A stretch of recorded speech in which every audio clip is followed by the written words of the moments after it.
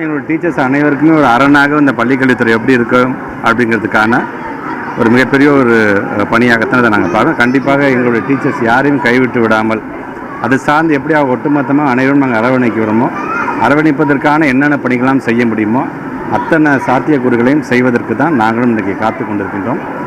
இருந்தாலும் அரசாங்கத்தின் சார்பாக நம்முடைய டீச்சர்ஸுக்கு நான் சொல்லக்கூடிய ஒன்று தான், யாரும் கவலைப்பட வேண்டாம், உங்களை அரசாங்கம் என்றைக்குமே கைவிடாது என்பதை நான் தெரிவிக்கிறேன். வணக்கம் ஆனந்தி.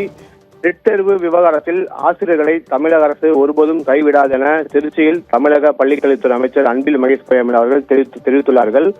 அதாவது அரசு பள்ளி மற்றும் அரசு உதவி பெறும் பள்ளிகளில் ஆசிரியராக பணிபுரியவும் மற்றும் பதவி உயர்வு பெறவும் ஆசிரியர் தகுதி தேர்வில், அதாவது டெட் என்று ஆசிரியர் தகுதி தேர்வில் தேர்ச்சி பெறுவது கட்டாயம் என உச்சநீதிமன்றம் தீர்ப்பளித்துள்ளது.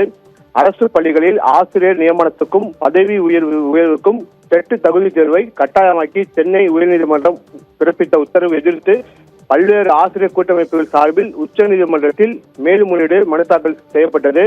இன்று காலை திருச்சி KK நகர் பகுதியில் இருக்கக்கூடிய அரசு உயர்நிலைப் பள்ளியில் தரம் உயர்த்தப்பட்டது. இந்த நிகழ்வில் அமைச்சர் அன்பில் மகேஷ் பொய்யாமொழி கலந்து கொண்டு அதன் பிறகு செய்தியாளர்களை சந்தித்து பேட்டியளித்தார். அதில் கூறுகையில், தற்போது பணியில் உள்ள ஆசிரியர்கள் டெட் எனப்படும் ஆசிரியர் தகுதி தேர்வு எழுதி கட்டாயம் தேர்ச்சி பெற வேண்டும் என நீதிமன்ற உத்தரவு பிறப்பித்துள்ளது. நீதிமன்றத்தின் தீர்ப்பின் விவரம் முழுமையாக கிடைத்தவுடன் அது குறித்து சட்ட வல்லுநர்களுடன் கலந்து ஆலோசிக்கப்பட்டு பின்னர் இது குறித்து மேல்முறையீடு செய்யப்படும் என அமைச்சர் தெரிவித்தார். உச்சநீதிமன்ற தீர்ப்பு தொடர்பாக ஆசிரியர் சங்கங்கள் மேல்முறையீடு செய்ய வாய்ப்புள்ளது.